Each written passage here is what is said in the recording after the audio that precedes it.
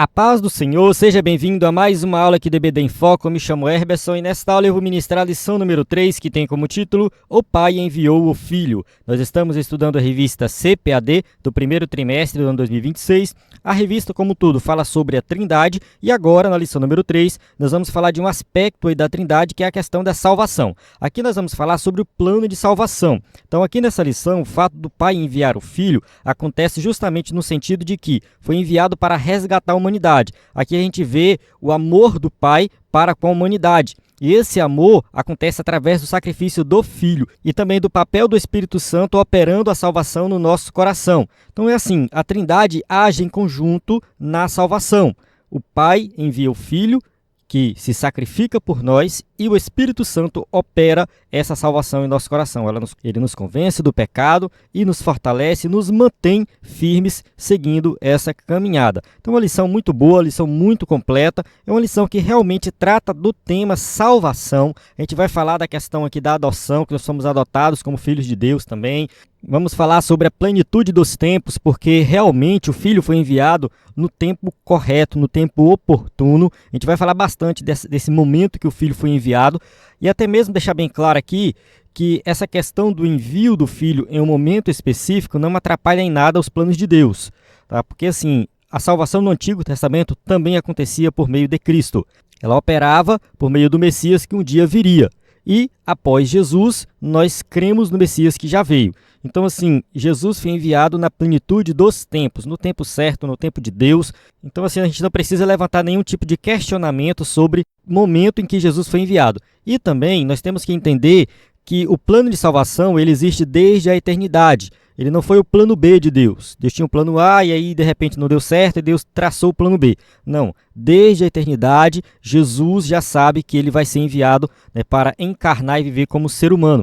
Então isso aqui é muito importante a gente destacar, né, que realmente o plano de salvação ele sempre existiu. A gente vai falar sobre isso durante a aula. Eu convido você a assistir essa aula até o final, tenho certeza que vai ser uma bênção. Eu aprendi muito estudando essa lição e também eu acredito que você vai aprender, porque você vai fortalecer a sua fé em Jesus Cristo, você vai entender de forma muito mais profunda como que se deu o plano de salvação e que esse plano ele é eterno. Nós teremos a eternidade para aprender sobre esta maravilhosa salvação. Aqui eu vou usar o slide PowerPoint. Nosso slide é 100% baseado na revista, com imagens de qualidade, vem pronto para ser usado. O slide de adultos, de jovens, vários bônus aí, conteúdos extras na plataforma. Nós produzimos esse material desde 2017, então assim, a gente já fez mais de 900 slides, estão todos disponíveis na plataforma. Então acesse o nosso site ebdenfoco.com ou envie uma mensagem no nosso WhatsApp. E assim, se você quer realmente apoiar o EBD em Foco, você deve acessar o site, você deve fazer assinatura, porque assim, é um valor acessível e você apoia esse projeto. O EBD em Foco é muito mais do que um vídeo no YouTube. Tem gente que assiste aqui e acha que o EBD em Foco é só o YouTube. Não, a gente tem um site completo com muito conteúdo, a gente tem grupos no WhatsApp, então a gente tem subsídio PDF, o slide PowerPoint. É um conteúdo muito completo, né? E os assinantes mantêm o projeto como um todo. Então só é possível o vídeo no YouTube se tem assinatura, né? Porque mantém o projeto como um todo. Então, para que esse vídeo fique pronto, tem toda uma equipe trabalhando. Então, realmente é algo muito trabalhoso. Eu conto com o seu apoio. Se você não pode fazer assinatura, não pode contribuir financeiramente, você pode contribuir compartilhando o vídeo, comentando, enfim, curtindo o vídeo, se inscrevendo no canal. Isso também ajuda a desenvolver o projeto. Então, eu conto com a sua participação. Nós atendemos aí as solicitações, né, de publicar o vídeo no início da semana. E se você está sendo beneficiado, né, com o vídeo postado no início da semana, né, que você possa também ajudar a gente aí nesse sentido, né, de compartilhar o vídeo e ajudar na divulgação. Nós temos também um aplicativo, né, que você pode baixar e acessar todo o conteúdo na palma da sua mão. Vamos para o textuário que diz assim: Nisto se manifestou o amor de Deus para conosco, que Deus enviou o seu Filho unigênito ao mundo para que por ele vivamos. 1 João, capítulo 4, versículo 9. Então aqui a gente vê que João está falando do amor de Deus que foi manifestado. Como que isso aconteceu? Através do envio do Filho. Vale destacar que Filho aqui é no sentido de que ele é igual a Deus. Jesus é da mesma essência que Deus. Verdade prática, o envio do Filho revela o amor do Pai e a perfeita unidade da Trindade no plano da salvação, garantindo a redenção e a adoção dos crentes. Então, sim, o envio do Filho, né, está relacionado aí à Trindade, né? É Pai, Filho e Espírito Santo agindo em prol da nossa salvação. Leitura bíblica em classe se encontra em João 3, 16 e 17, 1 João 4, 9 e 10 e Gálatas 4, de 4 a 6. Eu vou avançar aqui, durante a aula a gente volta nessas passagens bíblicas. Vamos para a introdução que diz assim: no plano eterno da redenção, o Pai é quem envia o Filho para salvar o mundo. Então, quando a gente fala de salvação, fala de redenção, a gente fala do envio do Filho. Jesus, ele encarnou, ele se tornou um ser humano como nós. E esse processo de encarnação acontece realmente através do planejamento da Trindade, né? E o Pai envia o Filho que é enviado. Então, quem encarna é o Filho e não o Pai. Não é o Espírito Santo, quem encarna é o Filho. Então a gente tem que deixar isso bem claro. O plano de salvação consiste no envio do Filho para que ele se encarnasse e vivesse como um de nós. Esta verdade, revelada nas Escrituras, manifesta o amor do Pai e reafirma a unidade e a missão da Santíssima Trindade. Então, aqui mais uma vez, a gente vê que isso é uma revelação das Escrituras, é a revelação que nós temos na Bíblia. A gente não pode ir além do que está nas Escrituras, a gente fica no que está na Bíblia e, de acordo com a Bíblia, a salvação opera por meio de Jesus Cristo. Nesta lição, veremos como o envio do Filho unigênito de Deus, a segunda pessoa da Trindade, revela em profundidade a suprema expressão do amor de Deus, a plenitude do tempo para a redenção e a obra perfeita da Trindade na salvação. Então aqui a gente tem os tópicos que serão estudados nessa lição. No primeiro tópico, a gente vai falar sobre a expressão do amor de Deus. A gente vai detalhar sobre essa questão do amor de Deus e como que esse amor ele se revelou para nós. No segundo tópico, a gente vai falar sobre a plenitude do tempo para a redenção, ou seja, a gente vai falar que realmente Jesus veio no momento certo. Deus tinha tudo planejado. E no terceiro tópico, a obra perfeita da Trindade na redenção. A gente vai destacar o papel da Trindade na salvação como um todo. Tópico 1, o envio do Filho e o amor do Pai. 1.1, o amor incondicional do Pai. O envio de Jesus Cristo, o Filho unigênito do Pai, é a maior demonstração do amor de Deus ao mundo. O verbo grego para este amor é agapau e o substantivo é ágape. Aqui a gente tem uma palavra muito importante para falar do amor de Deus. Porque assim, no grego tem 3 palavras que falam do amor, né? Tem filéu, que é o amor de amizade, o amor entre o pai e um filho. Tem eros, que é o amor do casal, né? E tem ágape, que é um amor incondicional. É uma palavra muito mais forte quando se fala de amor. Então, assim, isso acaba atrapalhando um pouco o nosso entendimento das coisas quando a gente lê a Bíblia em português. Não que a gente está lendo errado, nada disso, tá? A tradução para o português é uma boa tradução. No entanto, quando se lê no original, né, no Novo Testamento aqui, quando lê no grego original, essas palavras diferentes, elas mostram ali que realmente, né, tem algo a mais a ser dito. Então, assim, quando a gente fala de amor ágape, a gente está falando de um amor muito maior, um amor incondicional. E quando se fala do amor de Deus, é esse amor, é o amor ágape. Expressa uma natureza essencial de Deus e a busca pelo bem-estar de todos. Vamos ler aqui 1 João 4,8. Aquele que não ama não conhece a Deus, porque Deus é amor. Então aqui, Deus é amor, ou seja, Deus é esse amor supremo. Então assim, a gente precisa amar, porque assim nós vamos mostrar que nós conhecemos mais de Deus. Romanos capítulo 15, versículo 2. Portanto, cada um de nós agrade ao seu próximo no que é bom para edificação. Então assim, se nós amamos a Deus, nós vamos amar o próximo, vamos buscar o melhor para o próximo. Aquela pessoa que diz que ama a Deus, mas não ama o próximo, não cuida do próximo, ela não ama a Deus de verdade. Conforme usado acerca de Deus, manifesta interesse profundo e constante de um ser perfeito para seres completamente indignos. Ou seja, essa palavra, quando ela é usada no sentido aqui de referir-se ao amor de Deus, manifesta o interesse profundo de Deus, que é um ser perfeito, por nós, que somos indignos. Nós somos imperfeitos, pecadores. Então, assim, para um Deus perfeito amar criaturas imperfeitas, isso só acontece se o amor for o amor ágape. Ensina que o amor de Deus não foi motivado por mérito humano. Ele amou o mundo rebelde e perdido e enviou seu Filho, não para que condenasse o mundo, mas para que o mundo fosse salvo por ele. Então aqui, quando a gente fala do amor de Deus, a gente tem que destacar que o mundo não merecia esse amor, que o mundo está perdido, que o mundo estava de costas para Deus. Então assim, Deus toma a iniciativa, ele nos ama independente dos nossos defeitos, dos nossos pecados. Este amor alcança toda a humanidade, é incondicional, plenamente gracioso, sacrificial e absoluto. Então, assim, é um amor perfeito, um amor que transcende o nosso conhecimento. Então, ele é incondicional, ou seja, não depende, né, de alguma condição, de que nós façamos alguma coisa. Deus simplesmente nos amou. Ele é gracioso, porque justamente a graça de Deus é o favor imerecido. Então a gente não merece, mas Deus nos ama de todo jeito. Ele é sacrificial justamente porque aconteceu um sacrifício, o sacrifício de Cristo. A demonstração desse amor veio através do sacrifício, né? E ele é absoluto justamente no sentido de que ele não é relativo, né? Diferente do relativo. O absoluto é justamente, né, ele não depende de outra coisa para acontecer, ele simplesmente acontece. É um amor absoluto. Tópico 1.2, a iniciativa soberana de Deus. Desde a eternidade, antes da queda no Éden, Deus traçou um plano de redenção em Cristo. Então, o plano de redenção ele vem desde a eternidade.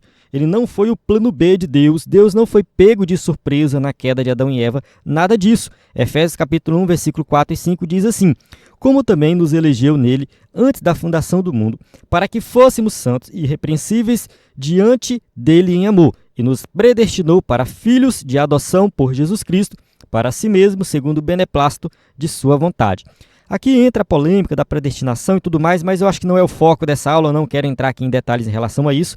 Então, assim, a interpretação nossa é que a predestinação acontece em Cristo Jesus. Nós fomos predestinados para sermos filhos de adoção por Cristo Jesus. É nesse sentido. Então, desde a eternidade, Deus já tem o plano de salvação, de salvar nós pecadores. Até mesmo anterior à fundação do mundo, o Filho já estava destinado para a nossa salvação. Isso aqui é muito importante, porque a salvação em Cristo Jesus não foi o plano B. Deus já tinha planejado tudo desde a fundação do mundo. Vamos ler aqui 1 Pedro, capítulo 1, versículo 18 a 20. Sabendo que não foi com coisas corruptíveis, como prata ou ouro, que fostes resgatados da vossa vã maneira de viver, que por tradição recebestes dos vossos pais, mas com precioso sangue de Cristo, como de um cordeiro imaculado e incontaminado, o qual, na verdade, em outro tempo foi conhecido, ainda antes da fundação do mundo, mas manifestado nestes últimos tempos por amor de vós. Então aqui está bem claro que nós fomos comprados por um preço muito alto. Não foi com coisas materiais, não foi com prata, com ouro, nada disso. Nós fomos resgatados da nossa vã maneira de viver, não por coisas deste mundo, mas foi através do precioso sangue de Cristo. E ele coloca aqui como cordeiro imaculado e incontaminado, o qual, na verdade, em outro tempo foi conhecido, ou seja, sempre existiu desde a eternidade, ainda antes da fundação do mundo. Então, esse plano de salvação ele foi arquitetado antes da fundação do mundo e foi manifestado nestes últimos tempos por amor de vós. Então, a manifestação aconteceu num ponto específico da história, mas do ponto de vista de Deus, o Cordeiro já estava na cruz do Calvário. Basta ler Apocalipse capítulo 13, versículo 8, que fala do Cordeiro que foi morto desde a fundação do mundo. Então, assim, a humanidade viu Cristo na cruz do Calvário há cerca de 2000 anos atrás. No entanto, do ponto de vista divino, Jesus sempre esteve lá na cruz do Calvário. Então, assim, a salvação sempre operou por meio de Jesus Cristo, por meio do seu sacrifício. Deus, em sua soberania e seu imensurável amor, tomou a iniciativa de enviar o Salvador, cumprindo seu eterno propósito de redenção. Efésios capítulo 1, versículo 9, descobrindo-nos o mistério da sua vontade, segundo o seu beneplácito, que propusera em si mesmo. Então, aqui nessa passagem de Efésios, a gente observa, né, que a iniciativa foi divina e foi de acordo com a sua soberania, ou seja, Deus, na sua soberania, ele propôs a salvação na sua soberania. Então, assim, foi algo feito pelo próprio Deus e essa iniciativa de enviar Jesus para morrer na cruz do Calvário. A Escritura ratifica que o amor divino antecede qualquer atitude humana. Ou seja, não foi uma atitude humana que levou Deus a tomar a iniciativa de nos amar. Nada disso. 1 João, capítulo 4, versículo 10. Não em que nós tenhamos amado a Deus, mas que Ele nos amou e enviou seu Filho para a propiciação pelos nossos pecados. Então, assim, a iniciativa é de Deus. O tempo todo a iniciativa é de Deus. Não é porque você é bonzinho, que você fez alguma coisa boa, que Deus resolveu te salvar. Alguns pregadores chegam a dizer que você tem que fazer coisas para, né, somar pontos positivos diante de Deus. Isso não existe. né? Todas as nossas obras são como trapos de imundícia, ou seja, tudo que nós fazemos, fazemos por arrogância, fazemos, né, do ponto de vista pecaminoso. Então, assim, o ser humano ele precisa de Deus, a iniciativa é divina. É claro que, uma vez salvos em Cristo Jesus, reconhecendo que Ele é o nosso Salvador, nós vamos fazer as boas obras porque somos salvos. Então, as boas obras elas são necessárias. Não estou dizendo aqui que a gente não deve fazer boas obras, nada disso. Mas nós devemos sim fazer as boas obras, agir com boas obras, porque isso mostra de fato que somos salvos. A evidência que somos salvos são as boas obras. Então, as boas obras não são para sermos salvos, mas é porque somos salvos. O fato de nós sermos salvos, termos sido alcançados pela graça de Deus, isso faz com que nós tenhamos um bom comportamento. É o resultado. Então, assim, Deus nos salvou sendo nós ainda pecadores. Ele nos amou mesmo que nós estávamos virando as costas para Ele. Portanto, a iniciativa da salvação não parte do ser humano, mas de Deus. Em sua soberania, misericórdia e compaixão, Deus decidiu agir em favor da humanidade caída. Então, vale destacar aqui que realmente, né, a ação divina ela veio de um ponto de vista do amor de Deus, não porque nós merecemos alguma coisa. Vamos ler aqui Romanos capítulo 3, versículo 24 a 26. Sendo justificados gratuitamente pela sua graça, pela redenção que há em Cristo Jesus, ao qual Deus propôs para propiciação pela fé no seu sangue, para demonstrar a sua justiça pela remissão dos pecados dantes cometidos, sob a paciência de Deus, para a demonstração da sua justiça neste tempo presente, para que ele seja justo e justificador daquele que tem fé em Jesus. Então, aqui nessa passagem de Romanos, Paulo está concluindo todo um argumento que ele começa lá no início do capítulo 3, que ele apresenta a humanidade como caída pecadora sem merecer nada. Então, assim, Paulo vai descrevendo a situação da humanidade e tal, e ele vai descrevendo tudinho. Aí, quando chega lá no final, ele vai falar assim, sendo justificados gratuitamente pela sua graça. Então, assim, a justificação é quando Deus nos declara justos, sem pecados. E isso acontece por quê? Porque nós merecemos? Não. Isso acontece pelo amor de Deus, pela graça de Deus. Então, a justificação é Deus que toma a iniciativa. Ele nos justifica gratuitamente. Nós não temos que pagar nada, não existe um preço que nós pagamos pela salvação. O preço foi pago por Cristo Jesus. A redenção é em Cristo Jesus. Então, a única coisa que nos resta é sermos gratos a Deus por essa maravilhosa salvação, porque o que nós merecíamos, de fato, era a condenação. Tópico 1.3, o envio do Filho e a Trindade. Embora a missão do Filho seja descrita por meio do verbo enviar, a ideia aqui é de um presente gracioso de Deus. 1 João capítulo 4, versículo 10, a gente já leu anteriormente, vou ler novamente, diz assim, ó, nisto está o amor, não em que nós tenhamos amado a Deus, mas em que Ele nos amou a nós e enviou seu Filho para a propiciação pelos nossos pecados. O foco aqui é a palavra enviou. Jesus foi enviado. Então aqui a gente observa que o Pai envia o Filho. É a Trindade agindo na salvação. Em seu amor soberano, o Pai ofereceu sua dádiva mais preciosa, o seu Filho unigênito, para que por ele vivamos. 1 João capítulo 4, versículo 9. É assim, a gente tem que entender que Jesus ser o Filho unigênito ou primogênito não significa que ele foi criado. A ideia aqui de pai e filho é uma ideia que, na época, estava muito claro na mente do judeu. Porque filho não necessariamente era alguém que foi gerado por outro. Porque assim, por exemplo, Jesus ele é chamado de filho de Davi. Tem um cego que clama, né? Jesus, filho de Davi, tem misericórdia de mim. Será que aquele cego estava querendo dizer que Jesus era filho direto de Davi? Não. Ele estava ali colocando Jesus no mesmo patamar de Davi. Meio que, tipo assim, Jesus, nós estamos esperando o Redentor, que vai sentar no trono de Davi. És tu que tem o direito sobre esse trono. És tu que vai reinar sobre nós. Então ele está colocando ali, né, Jesus como filho de Davi no sentido de que ele merece aquele trono. É nesse sentido, o trono do rei, do grande rei Davi, né, que agora vai ser o novo rei, que é o Messias. A ideia é essa. Então a ideia de filho não necessariamente é alguém que é gerado. Da mesma forma, o judeu daquela época falava que era filho de Abraão. Porque ele era gerado diretamente de Abraão? Não está falando nesse sentido, mas porque ele deve herdar as promessas de Abraão, está no mesmo patamar de Abraão, herdando as promessas. Então, ser filho é estar no mesmo patamar, é ter o direito total das coisas do pai. Então, quando Jesus se apresenta como Filho de Deus, ele está, né, colocando no mesmo patamar que Deus. E sempre que Jesus dizia que ele era Filho de Deus, os judeus tentavam alguma coisa contra Jesus, né? Tentavam matar Jesus. E no fim Jesus foi morto por isso, porque ele se colocou no mesmo lugar que Deus, fazendo-se igual a Deus. Então a ideia aqui é essa, a ideia de filho é nesse sentido.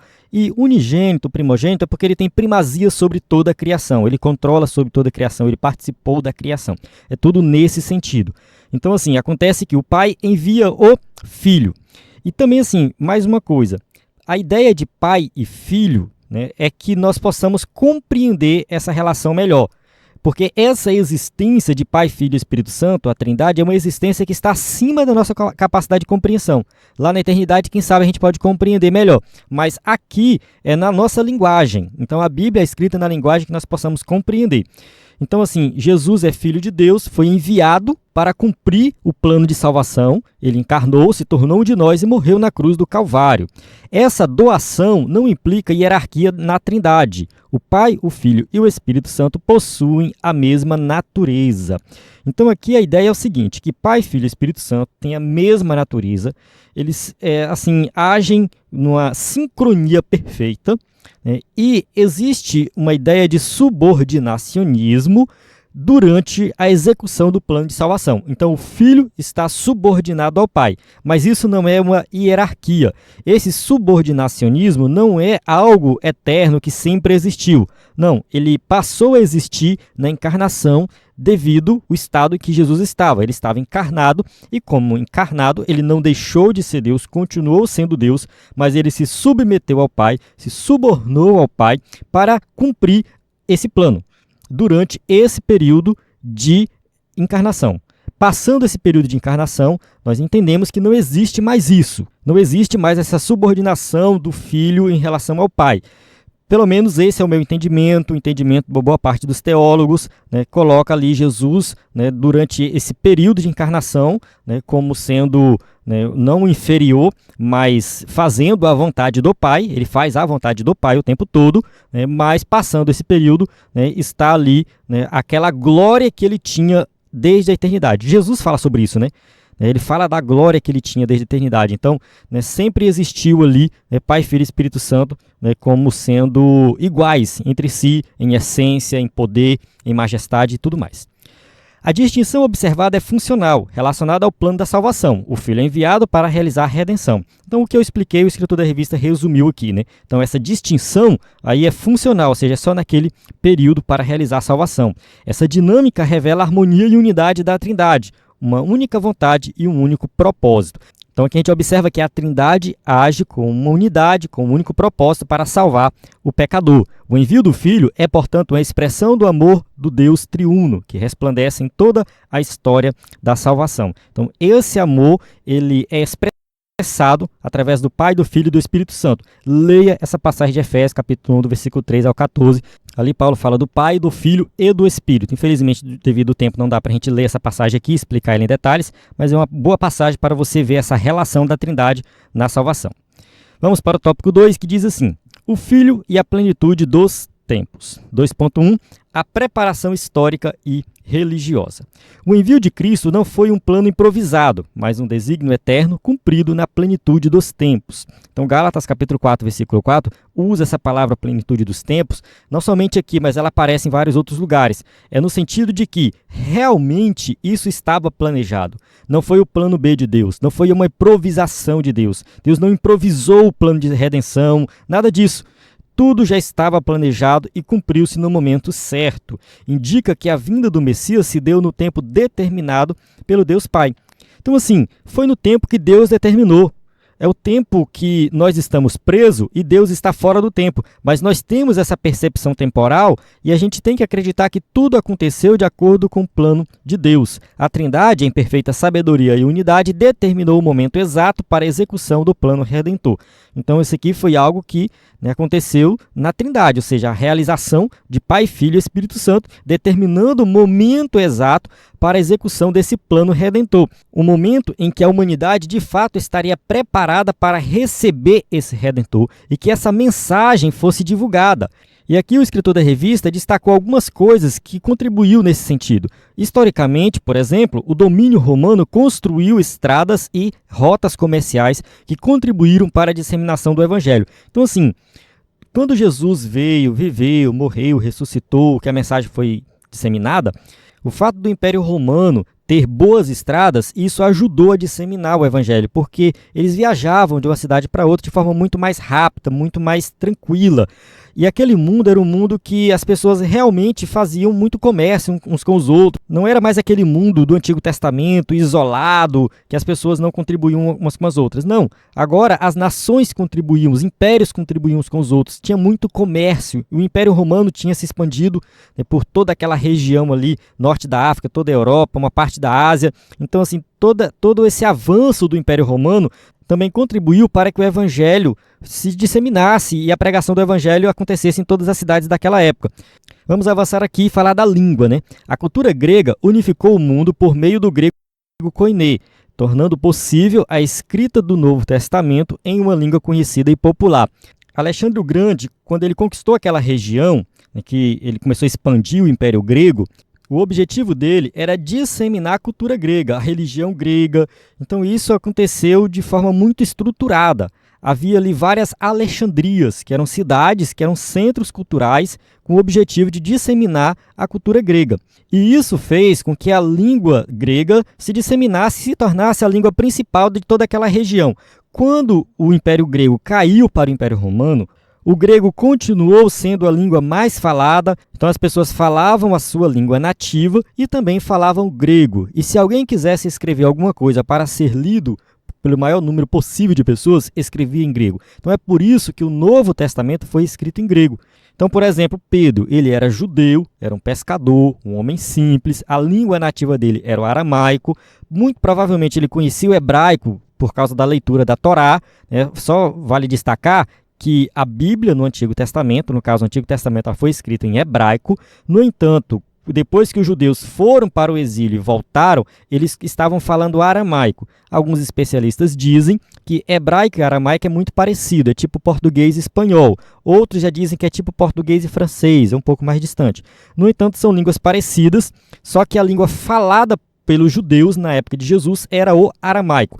O hebraico era usado somente na leitura da Torá lá na sinagoga. Então, quando Jesus foi na sinagoga e fez a leitura lá do texto de Isaías, ele leu em hebraico, mas na explicação ele explicava em aramaico, porque era a língua falada.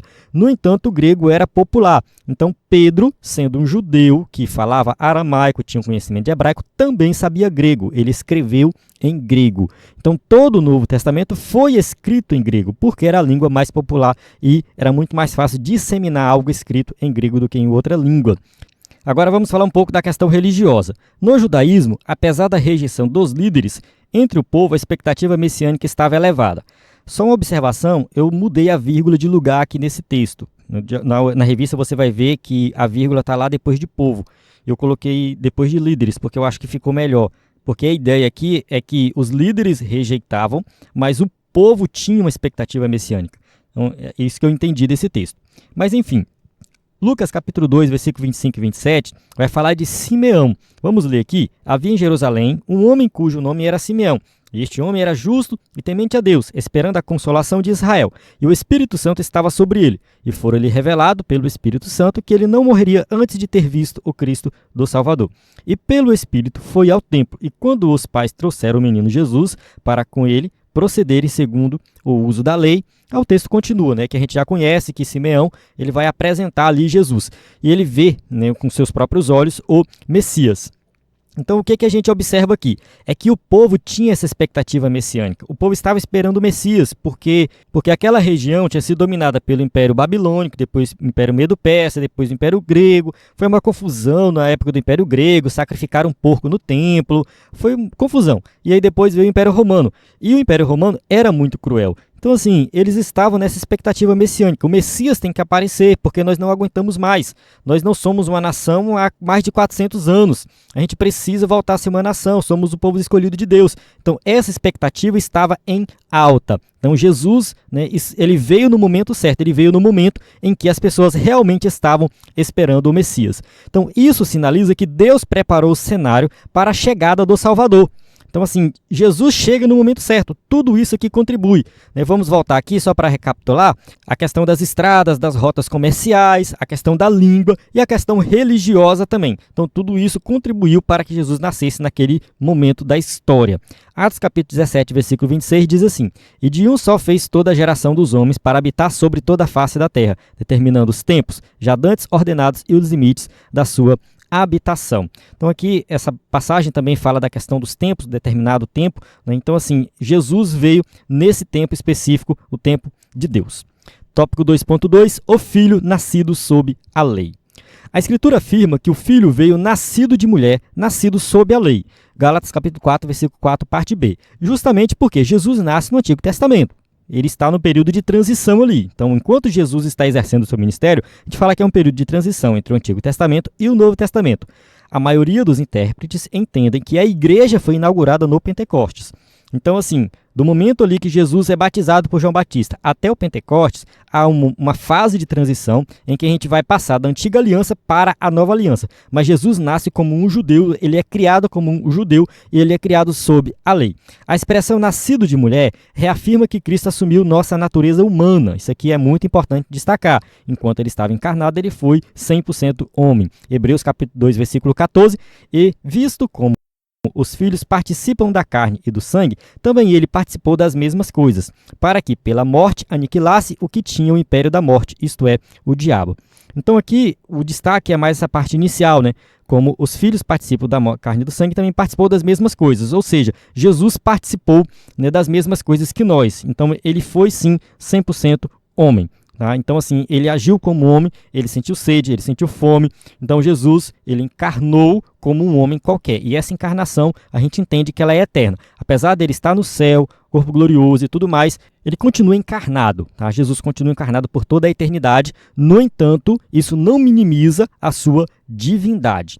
Ele encarnou e experimentou as fraquezas humanas, exceto o pecado. Então isso aqui é muito importante. Jesus passou por tudo que o ser humano passa, mas ele não pecou. Algumas pessoas podem argumentar assim, mas se ele era um ser humano, ele tinha que pecar. Não, porque o pecado não é intrínseco do ser humano. O pecado, ele entrou depois da criação do ser humano. Então, Deus criou Adão e Eva sem pecado. Eles não tinham pecado. A gente não pode vincular o pecado a algo que faz parte da natureza humana. Não faz. Então, o pecado foi algo externo que manchou o ser humano e que na eternidade ele vai deixar de existir. Então, a gente tem que entender dessa forma. Jesus realmente foi ser humano em todos os aspectos, mas sem pecado. Hebreus 4,15, porque não temos um sumo sacerdote que não possa compadecer-se das nossas fraquezas. Porém, um que, como nós, em tudo foi tentado, mas sem pecado. Então, ele passou por tudo que nós passamos, mas não pecou em momento algum. Cumpriu-se, assim, a profecia. Eis que a virgem conceberá e dará à luz um filho. A profecia de Isaías 7,14, né, e a referência do cumprimento dessa profecia, Mateus 1,23, mostrando que sua vinda foi obra soberana de Deus. Então, sim, Jesus nasce de forma miraculosa, tá? O milagre da concepção, e Jesus nasce de Maria. Então, ao mesmo tempo que ele é Deus, ele também é ser humano.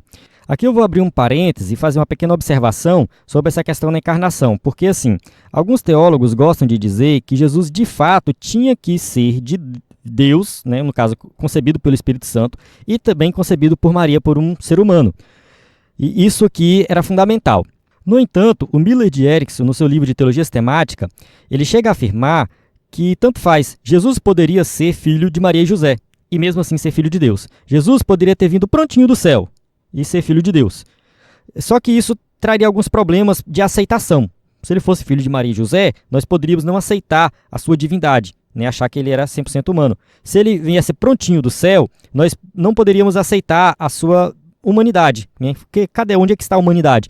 Então, Jesus veio, né, no caso da união do divino com o humano, justamente para que nós pudéssemos olhar para ele como divino, como ser 100% Deus, e ao mesmo tempo 100% homem. Então, de acordo com Miller de Erickson, isso foi uma forma didática de Deus apresentar a Jesus.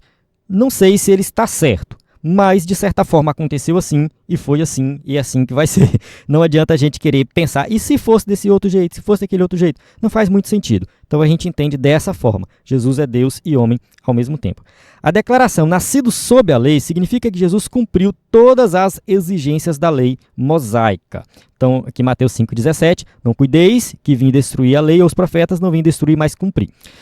Esse versículo eu já expliquei ele numa aula anterior, que aqui eu entendo que Jesus cumpre a lei não no sentido de que ele guardou a lei, ele cumpre a lei no sentido de que a lei apontava para ele. O cumprimento que Mateus usa o tempo todo, no sentido de que a lei se cumpriu em Cristo, é nesse sentido, de que ela apontava para Cristo e ao vir, né, Jesus cumpriu tudo aquilo que ela prometia.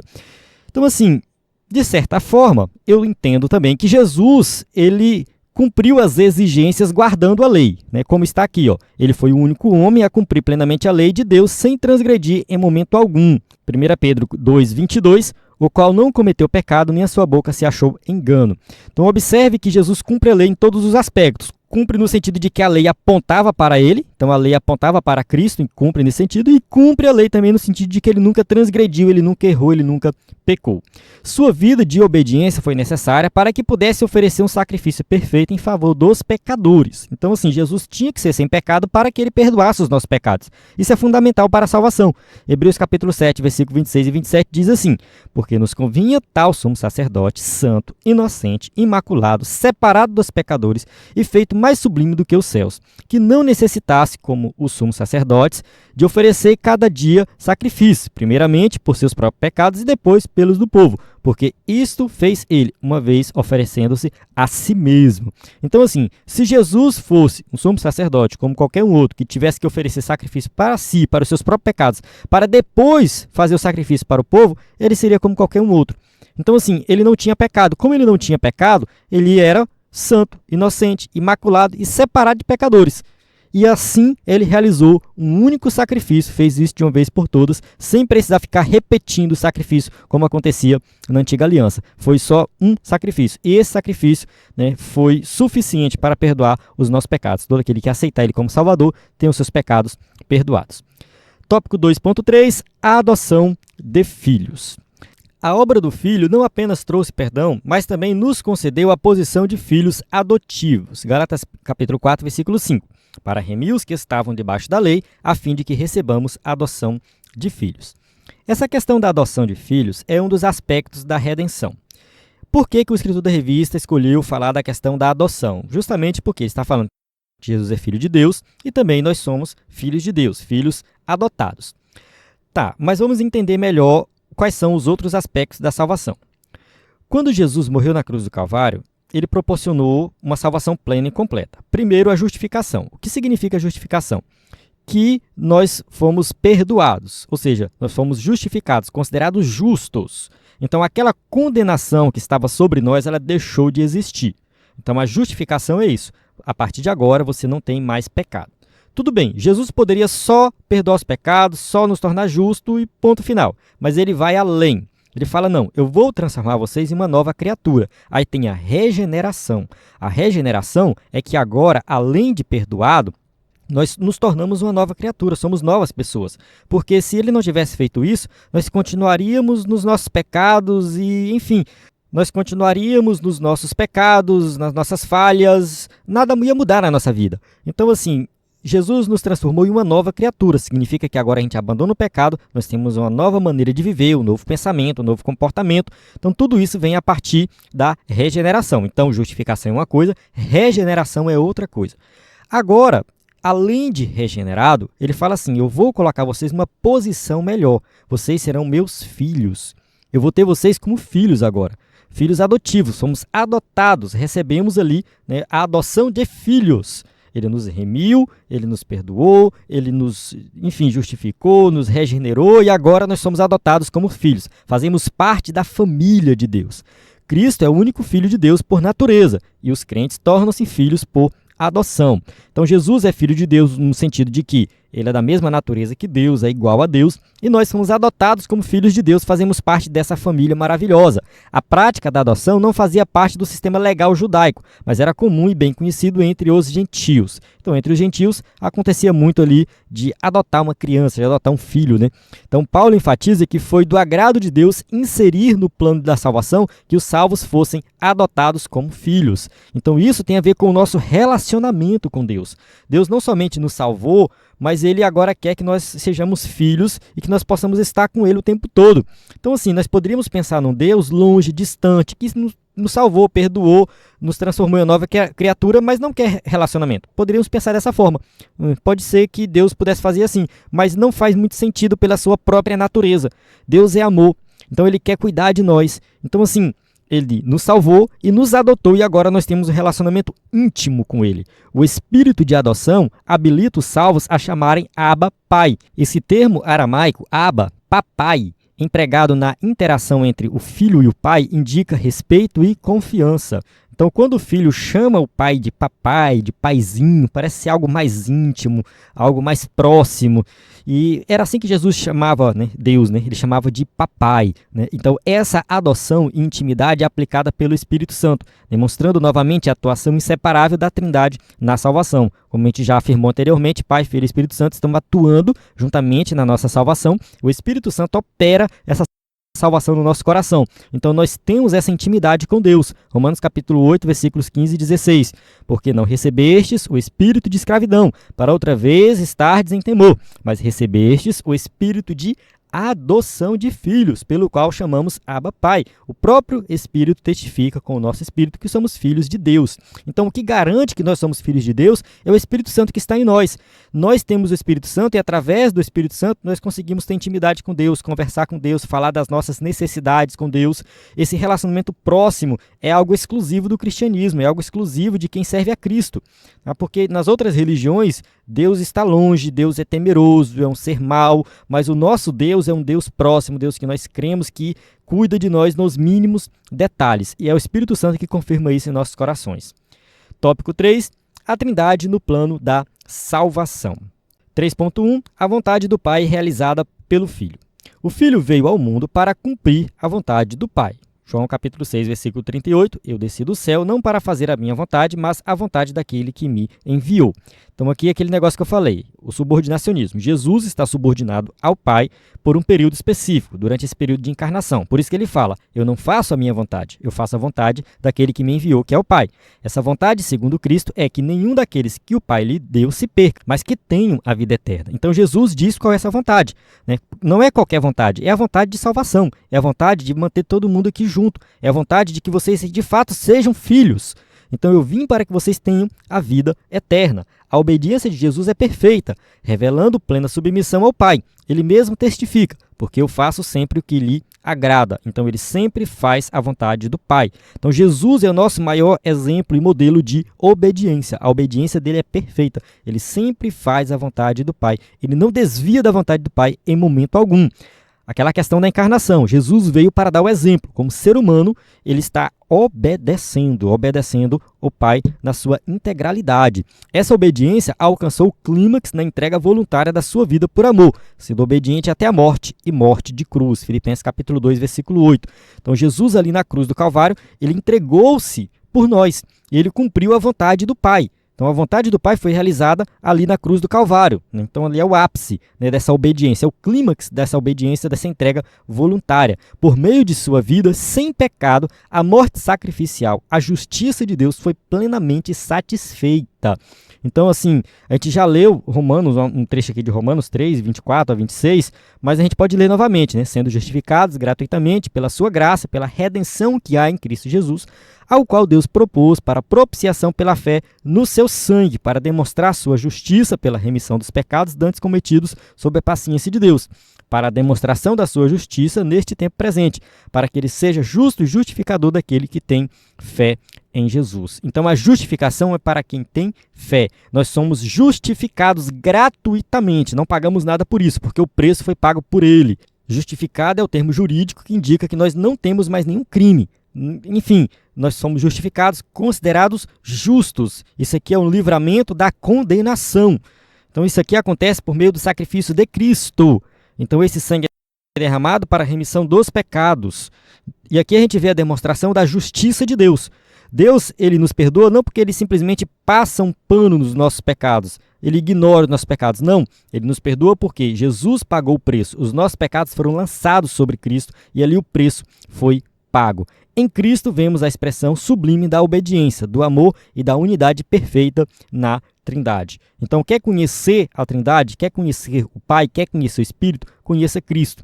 Então, assim, Jesus, ele encarnou, ele é a nossa referência. Olhando para ele, seguindo os seus exemplos, seguindo a sua obediência, então, assim, nós vamos entender quem é Pai, Filho e Espírito Santo. Então, assim, ele é a perfeição, ele é o exemplo, devemos seguir a Cristo. 3.2, a mediação exclusiva do Filho. O Filho é o único caminho de acesso ao Pai. Em João 14, verso 6, Jesus disse assim: eu sou o caminho e a verdade e a vida, ninguém vem ao Pai senão por mim. Se nós quisermos conhecer o Pai, precisamos conhecer a Cristo. Negar a Cristo é também negar o Pai. Esse acesso é exclusivo porque ele é a revelação plena do Pai e o único que pode satisfazer a justiça divina mediante o seu sacrifício no Calvário. Então, assim, quem satisfaz a justiça divina? Jesus Cristo. Por que ele fez isso? Porque ele não pecou em momento algum e ele morreu na cruz do Calvário. Ele pagou o preço e ele ressuscitou. A gente não pode esquecer disso. Ele ressuscita mostrando que ele é Deus. E o acesso ao Pai é exclusivamente pelo Filho, somente pelo Filho. Vamos ler Hebreus capítulo 9, versículo 15. E, por isso, é mediador de um novo testamento, para que, intervindo a morte para a remissão das transgressões que havia debaixo do primeiro testamento, os chamados recebem a promessa da herança eterna. Então aqui a gente vê que ele é o mediador, né? Mediador de um novo testamento, de uma nova aliança, de uma nova maneira de Deus se relacionar com a humanidade. Então ele é esse mediador e somente ele e ponto final. Não adianta vir qualquer outro tipo de mediador que não funciona, é somente Jesus Cristo. A exclusividade da mediação de Cristo está enraizada na estrutura trinitária. O Pai enviou o Filho e o Espírito Santo testifica do Filho. Isso aqui é muito importante. O Pai envia o Filho vem, executa esse plano de salvação e o Espírito Santo testifica do Filho, operando a salvação em nossos corações. Vamos ler João 3,16. Porque Deus amou o mundo de tal maneira que deu seu Filho unigênito, para que todo aquele que nele crê não pereça, mas tenha a vida eterna. Então foi Deus que amou o mundo, foi ele que tomou a iniciativa, foi ele que deu o seu Filho para que todo aquele que nele crê, ou seja, você precisa crer para que você de fato tenha a vida eterna. João 15:26 fala do Espírito, mas quando vier o Consolador, que eu da parte do Pai vos hei de enviar, aquele Espírito de verdade que procede do Pai, ele testificará de mim. Então o Espírito Santo, ele veio. Os teólogos entendem que a igreja começou ali no Pentecostes. O Espírito Santo foi derramado sem medida, está disponível para nós. Então, esse Consolador que veio da parte do Pai, ele testifica de Cristo. Assim, o caminho para o Pai passa necessariamente pela aceitação do Filho, conforme ensina as Escrituras. 1 Timóteo 2,5, porque há um só Deus e um só mediador entre Deus e os homens, Jesus Cristo, homem. Então só tem um mediador, só tem um caminho para Deus, somente por meio de Jesus Cristo. Desse modo, a salvação ocorre unicamente por meio da fé em Cristo. Atos capítulo 4, versículo 12, e em nenhum outro há salvação, porque também debaixo do céu nenhum outro nome há, dado entre os homens, pelo qual devamos ser salvos. Então, assim, somente em Cristo. A salvação acontece somente por meio de Cristo. Algumas pessoas gostam de argumentar que Deus pode salvar através da consciência e tal, que Deus... Enfim, começa a inventar um monte de coisa. Eu digo o seguinte, se Deus tem uma outra forma de salvar que não seja por meio de Cristo, isso é com Ele. Eu não posso afirmar isso porque a Bíblia não me dá essa autoridade. Se alguém quiser argumentar que as pessoas são salvas pela sua consciência, beleza, pode argumentar. Mas a Bíblia deixa bem claro, está escrito em Atos, em nenhum outro há salvação. Não tem outra forma de ser salvo. Aí entra aquela polêmica, o pessoal fala, né? E aquela pessoa que nunca ouviu o evangelho e tal, ela vai ser condenada? Vai, porque a condenação, ela é o que nós merecemos. Nós nascemos condenados. Nós nascemos para sermos condenados e ponto final. Entende assim? Se Deus quisesse, ele condenaria todo mundo e não teria nenhum problema. Não teria. Se Deus não quisesse salvar, se por algum motivo ele resolvesse não salvar a humanidade e condenar a humanidade, ele poderia fazer isso. E se a gente observar, foi feito algo parecido na época de Noé, né? Ali a humanidade ali pereceu, só sobrou uma família. E Deus não seria um Deus mau por estar fazendo isso, porque a condenação vem por causa dos nossos pecados, das nossas atitudes, da nossa rejeição às coisas de Deus. Deus se revelou através da criação e nós rejeitamos. Quando Paulo fala ali da criação, em Romanos capítulo 1, ele está falando justamente para mostrar para as pessoas que quando chegar o juízo final, alguém pode argumentar, mas eu não ouvi falar de Deus. Sim, você viu a criação e rejeitou. Porque Deus se revelou de várias formas e o ser humano simplesmente recusou crer em Deus. Resolveu viver a seu bel prazer, praticando os seus pecados. Então, assim, no final das contas, a salvação é um ato da graça de Deus. Aquelas pessoas que são alcançadas, que ouvem o Evangelho e creem no Evangelho, essas pessoas serão salvas. Então, é única e exclusivamente pela graça de Deus. Somente pela graça. Não tem nada que nós fizemos que Deus resolveu nos salvar. Foi a graça dele. Então, assim, se alguém não ouviu o Evangelho, essa pessoa permanece nos seus pecados e é condenado. Pelo menos essa é uma visão que eu tenho. Pode ser uma visão errada? Pode. Mas a Bíblia não me permite ir além disso. Tá? É uma questão de uma limitação bíblica mesmo. Eu não consigo ver. É claro que tem algumas pessoas que são universalistas. Eles acreditam que todo mundo vai ser salvo no final das contas. Que a obra de Cristo salvou automaticamente todo mundo. E aí tem os seus argumentos ali, mas eu acho falhos os argumentos, né, desses universalistas. Então, assim, se Deus tem outro meio para salvar as pessoas, não está revelado nas Escrituras. O que está revelado é somente através de Jesus Cristo. 3.3. Aplicação da salvação pelo Espírito. O Espírito Santo, chamado de Consolador e Espírito da Verdade, foi enviado pelo Pai e pelo Filho. Então, o Espírito Santo, ele foi enviado e ele habita em nós. Jesus disse que o Espírito viria para convencer o mundo do pecado, da justiça e do juízo. Então, assim, se você um dia ouviu o Evangelho e creu no Evangelho, foi porque o Espírito Santo te tocou. Foi o Espírito Santo que te convenceu do pecado. Foi o Espírito Santo que te convenceu da justiça, que é Cristo, né? Jesus, ele nos justificou, então a justiça de Deus está em Cristo, e do juízo, no sentido de que nós vamos compreender, né, que se não cremos, nós seremos julgados e condenados. Então é o Espírito Santo que nos convence e nos leva a crer. Tá? É o Espírito que ilumina a mente para o conhecimento de Deus, ensina a verdade, regenera os pecadores, sela os que creem, opera a santificação progressiva e assegura a perseverança dos crentes. Devido ao espaço, não deu para colocar todos os versículos aqui, mas se você tiver tempo aí na sua EBD, você pode pedir para os seus alunos ler cada um desses versículos. Coloquei 2 aqui, 2 Coríntios, capítulo 4, versículo 6, diz assim, aqui no sentido de que o Espírito Santo ilumina para conhecimento. Porque Deus, que disse que das trevas resplandecesse a luz, é quem resplandeceu em nossos corações, para a iluminação do conhecimento da glória de Deus na face de Jesus Cristo. Então essa passagem de Coríntios deixa bem claro que o Espírito Santo ilumina a nossa mente, o nosso coração, para que nós tenhamos conhecimento de Deus. Tito, capítulo 3, versículo 5, diz o seguinte: não pelas obras de justiça que houvéssemos feitos, mas segundo a sua misericórdia, nos salvou pela lavagem da regeneração e da renovação do Espírito Santo. Então, quem regenera o pecador é o Espírito Santo. Nós somos regenerados, somos uma nova criatura. Isso acontece através da ação sobrenatural do Espírito Santo na nossa vida.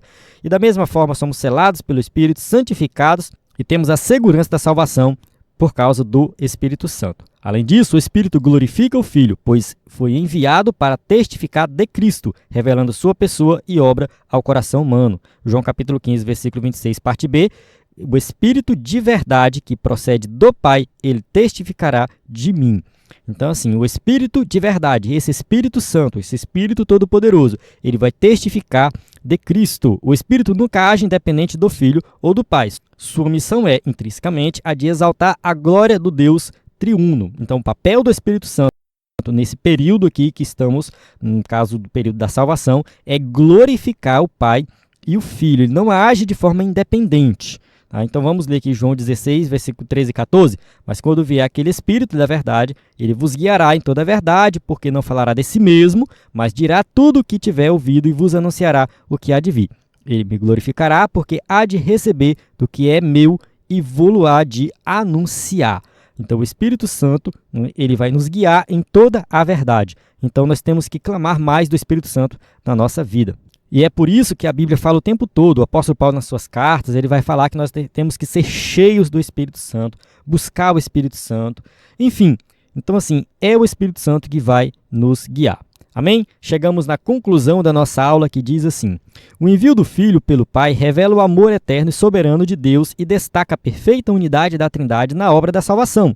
Deus não apenas amou o mundo, mas agiu em favor dele, enviando seu Filho no tempo certo para redimir os pecadores. O Filho, em obediência plena, realizou a redenção e o Espírito Santo, em sua atuação eficaz, aplica a salvação no coração dos crentes. Conhecer essa verdade fortalece nossa fé e nos convida a adorar com gratidão o Deus triuno que nos salvou. Amém? Chegamos aqui no final dessa aula, né? Que maravilha!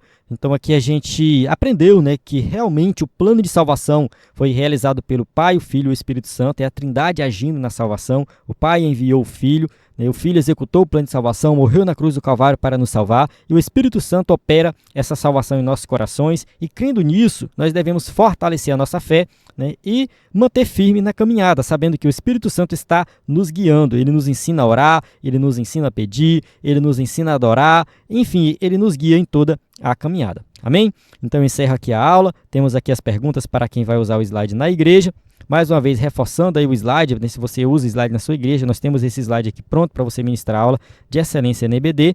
E na plataforma EBD em Foco, você tem tudo o que precisa para ministrar uma aula de excelência na EBD. A paz do Senhor, até a próxima aula.